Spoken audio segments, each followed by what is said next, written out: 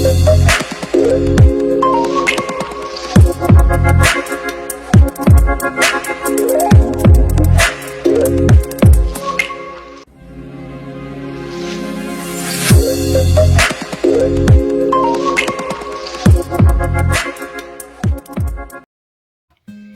আছো বন্ধুরা? আমি সানা আবার চলে এসেছি তোমাদের সাথে গল্প করব বলে, আর সঙ্গে নিয়ে এসেছি সানার গল্পের ছাপি। সানার গল্পের ছাপিতে গোটা ফেব্রুয়ারি মাস ধরে চলছে ভালোবাসার গল্প। আর এই ভালোবাসার গল্প শুনতে সাবস্ক্রাইব করে নাও সানার গল্পের ছাপি। আজকে আমরা শুনবো অমর কথাশিল্পী লেখক হুমায়ুন আহমেদের গল্প রূপা। আর পাঠে আমি তোমাদের বন্ধু সানা।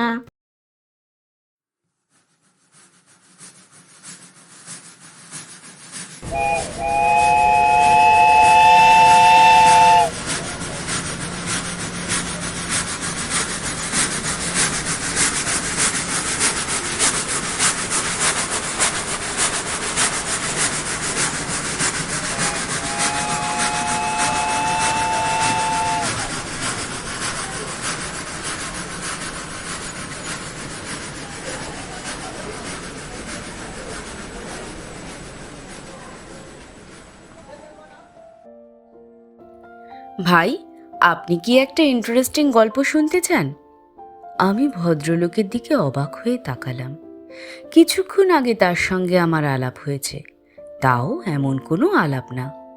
আমি ট্রেনের জন্য অপেক্ষা করছি কিনা জানতে চাইলেন। আমি বললাম হ্যাঁ, এবং ভদ্রতা করে জানতে চাইলাম আপনি কোথায় যাচ্ছেন। ভদ্রলোক হাসি মুখে বললেন, আমি কোথাও যাচ্ছি না, আমি আমার স্ত্রীকে রিসিভ করতে এসেছি। ও চিটগাং থেকে আসছে, ট্রেন 2 ঘন্টা লেট। ফিরে যেতে ইচ্ছে করছে না, বাসায় যাব আবার আসবো, ভাবলাম অপেক্ষা করি। তার সঙ্গে এইটুকুই আমার আলাপ। এই আলাপের সূত্র ধরে কেউ যখন বলে, ভাই আপনি একটা ইন্টারেস্টিং গল্প শুনতে চান, তখন খানিকটা হলেও বিস্মিত হতে হয়। অপরিচিত লোকের কাছ থেকে গল্প শোনার আগ্রহ আমার কম। তাছাড়া আমি আমার দীর্ঘদিনের অভিজ্ঞতা থেকে লক্ষ্য করেছি, ইন্টারেস্টিং গল্প বলে যে গল্প শুরু হয় সে গল্প কখনোই ইন্টারেস্টিং হয় না। আমি কিছু না বলে চুপ করে রইলাম। ভদ্রলোক বুদ্ধিমান হলে আমার চুপ করে থাকার অর্থ বুঝতে পারবেন। বুদ্ধিমান না হলে এই গল্প আমায় শুনতেই হবে। দেখা গেল ভদ্রলোক মোটেই বুদ্ধিমান নন। পকেট থেকে পানের কৌটো বের করে পান সাজাতে সাজাতে গল্প শুরু করলেন। আপনি নিশ্চয়ই খুব বিরক্ত হয়ে আমার কথা শুনছেন। নিতান্তই অপরিচিত একজন মানুষ হড়বড় করে গল্প বলা শুরু করেছে, বিরক্ত হবারই কথা। কিন্তু সমস্যাটা কি জানেন? আজ আমার জন্য একটা বিশেষ দিন। এই বিশেষ দিনে আমার মজার গল্পটা কাউকে না কাউকে বলতে ইচ্ছে করে। যদি অনুমতি দেন গল্পটা বলি। বলুন। আপনি কি পান খান? জি না। একটা খেয়ে দেখুন, মিষ্টি পান, খারাপ লাগবে না। আপনি কি বিশেষ দিনে গল্পের সঙ্গে সঙ্গে সবাইকে পানও খাওয়ান? ভদ্রলোক হেসে ফেললেন, আন্তরিক ভঙ্গিতেই হাসলেন। ভদ্রলোকের বয়স 40-এর মতো হবে, অত্যন্ত সুপুরুষ। ধবধবে সাদা পায়জামা পাঞ্জাবিতে তাকে চমৎকার মানিয়েছে। মনে হচ্ছে তিনি স্ত্রীর জন্য খুব সেজেগুজেই এসেছেন।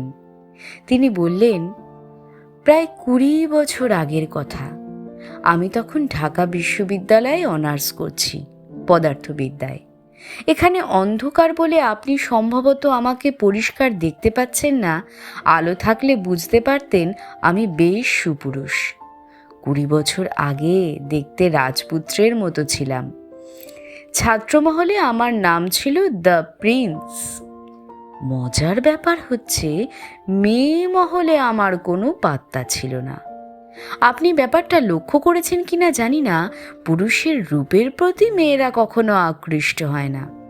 পুরুষদের সব কিছুই তাদের চোখে পড়ে, রূপ চোখে পড়ে না।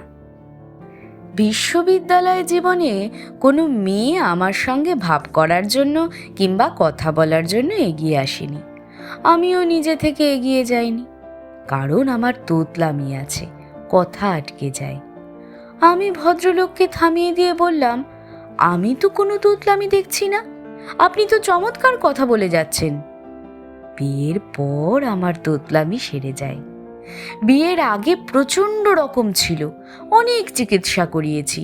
মার্বেল মুখে দিয়ে কথা বলা থেকে শুরু করে হোমিওপ্যাথি ওষুধ, পীর সাহেবের তাবিজ, কিছুই বাদ দিইনি। যাই হোক, গল্পে ফিরে যাই। আমার সাবসিডিয়ারি ছিল ম্যাথ এবং কেমিস্ট্রি। কেমিস্ট্রির সাবসিডিয়ারিতে একটি মেয়েকে দেখে আমার প্রায় দম বন্ধ হয়ে যাবার মতো অবস্থা হলো। কি মিষ্টি চেহারা, দীর্ঘ পল্লব, ছায়াময় চোখ, সেই চোখ সবসময় হাসছে। ভাই, আপনি কি কখনো প্রেমে পড়েছেন? জি না। প্রেমে না পড়লে আমার সেই সময়কার মানসিকতা আপনাকে বুঝাতে পারবো না। আমি প্রথম দিন মেয়েটাকে দেখেই পুরোপুরি অসুস্থ হয়ে পড়লাম। সারা রাত ঘুম হলো না, প্রচণ্ড পানির পিপাসায় একটু পরপর গলা শুকিয়ে যায়। পানি খাই আর মহসিন হলের বারান্দায় হাঁটাহাঁটি করি। সপ্তাহে আমাদের 2টা মাত্র সাবসিডিয়ারি ক্লাস। রাগে দুঃখে আমার কাঁদতে ইচ্ছে করে। প্রতিদিন একটা করে সাবসিডিয়ারি ক্লাস থাকলে কি ক্ষতি হতো? সপ্তাহে 2টা ক্লাস মানে 50 মিনিট করে 100 মিনিট। এই 100 মিনিট চোখের পলকে শেষ হয়ে যায়। তাছাড়া মেয়েটা খুব ক্লাসে ফাঁকি দেয়। এমনও হয়েছে সে পরপর 2 সপ্তাহ কোনো ক্লাস করলো না। তখন আমার ইচ্ছে করতো লাফ দিয়ে মহসিন হলের ছাদ থেকে নিচে পড়ে সমস্ত জ্বালা যন্ত্রণার অবসান ঘটাই। সে যে কি ভয়াবহ কষ্ট আপনি বুঝবেন না, কারণ আপনি কখনো প্রেমে পড়েননি। মেয়েটার নাম তো বললেন না, তার নাম কি? তার নাম রূপা। সেই সময় আমি অবশ্যই তার নাম জানতাম না। নাম কেন, কিছুই জানতাম না। কোন ডিপার্টমেন্টের ছাত্রী তাও জানতাম না। শুধু জানতাম তার সাবসিডিয়ারিতে কেমিস্ট্রি আছে এবং সে কালো রঙের একটা মরিস মাইনর গাড়িতে করে আসে। গাড়ির নাম্বার ভ8781। আপনি তার সম্পর্কে কোনো রকম খোঁজ নেননি? না, খোঁজ নিইনি, কারণ আমার সবসময় ভয় হতো খোঁজ নিতে গেলেই জানবো মেয়েটির হয়তো বা কারোর সঙ্গে ভাব আছে। একদিনের একটা ঘটনা বললেই আপনি বুঝতে পারবেন। সাবসিডিয়ারি ক্লাসের শেষে আমি হঠাৎ লক্ষ্য করলাম মেয়েটা হেসে হেসে একটা ছেলের সঙ্গে গল্প করছে। আমার সমস্ত শরীর কাঁপতে থাকলো। মনে হলো আমি অজ্ঞান হয়ে পড়ে যাব। সব ক্লাস বাদ দিয়ে হলে চলে এলাম এবং কিছুক্ষণের মধ্যেই আমার শরীর কাঁপিয়ে জ্বর চলে এলো। আশ্চর্য তো বটেই। পুরো 2 বছর আমার এইভাবেই কাটলো। পড়াশোনা মাথায় উঠল। তারপর একদিন অসীম সাহসের কাজ করে ফেললাম। মরিস মাইনর গাড়ির ড্রাইভারের কাছ থেকে তার বাড়ির ঠিকানা জেনে নিলাম। তারপর মেয়েটিকে সম্বোধনহীন একটা চিঠি লিখলাম। কি লিখেছিলাম এখন আর মনে নেই, তবে চিঠির বিষয়বস্তু হচ্ছে আমি তাকে বিয়ে করতে চাই। তাকে রাজি হতেই হবে। রাজি না হওয়া পর্যন্ত আমি তাদের বাড়ির সামনে না খেয়ে পড়ে থাকব, যাকে পত্রিকার ভাষায় বলে আমরণ অনশন। গল্পটা কি আপনার কাছে ইন্টারেস্টিং মনে হচ্ছে? হ্যাঁ, হচ্ছে। তারপর কি হলো বলুন। চিঠি ডাকে পাঠিয়ে দিলেন? না, নিজেই হাতে করে নিয়ে গেলাম। ওদের বাড়ির দারোয়ানের কাছে দিয়ে বললাম, এ বাড়ির একজন আপা আছে না, ইউনিভার্সিটিতে পড়েন, তার হাতে দিয়ে এসো। দারোয়ান লক্ষ্মী ছেলের মতো চিঠি নিয়ে চলে গেল এবং কিছুক্ষণের মধ্যেই ফিরে এসে বলল, আপা বলেছেন তিনি আপনারে চিনেন না। আমি বললাম, তিনি ঠিকই বলেছেন, তবে আমি তাকে চিনি, এটাই যথেষ্ট। এই বলে আমি গেটের বাইরে খুঁটি গেড়ে দাঁড়িয়ে গেলাম। বুঝতেই পারছেন, নিতান্ত পাগলের কাণ্ড। আসলে সেই সময় মাথা বেঠিক হয়ে গিয়েছিল, লজিক নষ্ট হয়ে গিয়েছিল। যাই হোক, সকাল 9টা থেকে বিকেল 4টা পর্যন্ত কোনো রকম ঘটনা ছাড়াই গেটের সামনে দাঁড়িয়ে রইলাম। লক্ষ্য করলাম দোতলার জানালা থেকে মাঝে মধ্যে কিছু কিছু কৌতূহলী চোখ আমায় দেখছে। বিকেল 4টায় এক ভদ্রলোক বাড়ি থেকে বের হয়ে কঠিন গলায় বললেন, যথেষ্ট পাগলামো করা হয়েছে, এখন বাড়ি যাও। আমি তার চেয়েও কঠিন গলায় বললাম, যাব না। পুলিশে খবর দিচ্ছি, পুলিশ এসে তোমাকে ধরে নিয়ে যাবে। কোনো অসুবিধা নেই, খবর দিন। ইউ রাস্কেল, মাতলামি করার জায়গা পাও না? গালাগালি করছেন কেন? আমি তো আপনাকে গালি দিচ্ছি না। ভদ্রলোক রাগে জ্বলতে জ্বলতে বাড়ির ভেতর চলে গেলেন। আর তার পরপরই শুরু হলো বৃষ্টি, ঢালা ও বর্ষণ। আমি ভিজছি নির্বিকার ভঙ্গিতে, সঙ্গে সঙ্গে বুঝছি যে জ্বর এসে যাচ্ছে। সারাদিন রোদে পোড়ার পর এই ঠান্ডা বৃষ্টি সহ্য হবে না। কিন্তু তখন একটা বেপরোয়া ভাব চলে এসেছে, যা হবার হবে। ক্ষুধায় ক্লান্তিতে শরীর অবসন্ন, মাঝে মাঝেই মনে হচ্ছে এই বুঝি মাথা ঘুরে পড়ে গেলাম। ইতিমধ্যে আমি আমার আশেপাশের মানুষদের কৌতূহলী দৃষ্টি আকর্ষণ করতে সমর্থ হয়েছি। বেশ কয়েকজন আমায় জিজ্ঞেস করলেন, কি হয়েছে, এখানে দাঁড়িয়ে দাঁড়িয়ে ভিজছেন কেন? আমি তাদের সবাইকে বলেছি, আমাকে নিয়ে মাথা ঘামাবেন না, আমি একজন পাগল মানুষ। মেয়েটির বাড়ি থেকেও হয়তো টেলিফোনে এই বিচিত্র ঘটনার কথা কাউকে কাউকে জানানো হয়েছে। 3টি গাড়ি তাদের বাড়িতে এলো। গাড়ির আরোহীরা রাগী ভঙ্গিতে আমার দিকে অনেকক্ষণ তাকিয়ে বাড়ির ভেতর ঢুকে গেলেন। রাত 9টা বাজলো। বৃষ্টি এক মুহূর্তের জন্যও থামল না। জ্বরে তখন আমার গা পুড়ে যাচ্ছে, দাঁড়িয়ে থাকতে পারছিলাম না। পা ছড়িয়ে বসে পড়লাম। দারোয়ান এসে আমাকে ফিসফিস করে বলল, সাহেব পুলিশ আনতে চাইতেছে, বড় আফা রাজি না। বড় আফা আপনার অবস্থা দীক্ষা খুব কান্তাছে, টাইট হইয়া বইয়া থাকেন। আমি টাইট হয়ে বসে রইলাম। রাত 11টা বাজলো। ওদের বাড়ির বারান্দায় বাতি জ্বলে উঠল। বসার ঘরের দরজা খুলে মেয়েটি বের হয়ে এলো। মেয়েটির পেছনে পেছনে ওদের বাড়ির সব কজন মানুষ। ওরা কেউ বারান্দা থেকে নামলো না।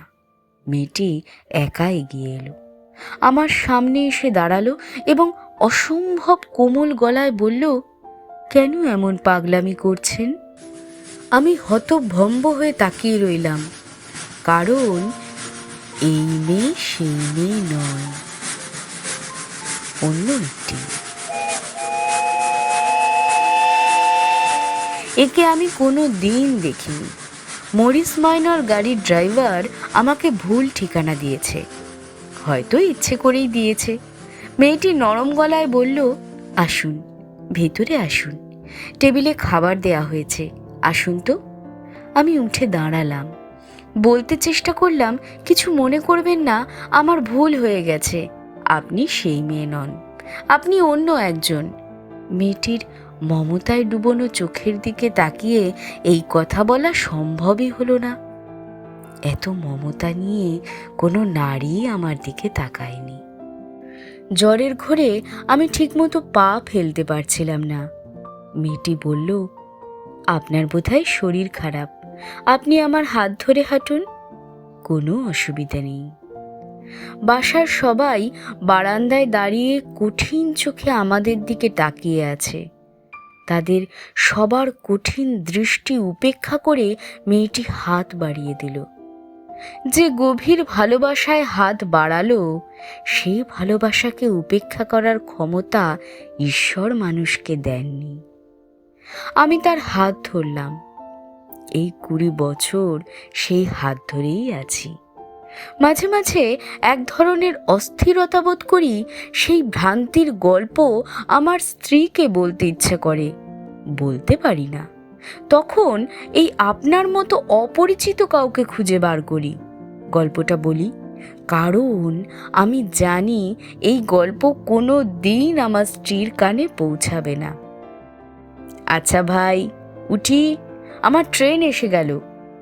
ভদ্রলোক উঠে দাঁড়ালেন। দূরে ট্রেনের আলো দেখা যাচ্ছে, রেল লাইনে ঘর ঘর শব্দ উঠেছে। ট্রেন সত্যি সত্যি এসে গেল।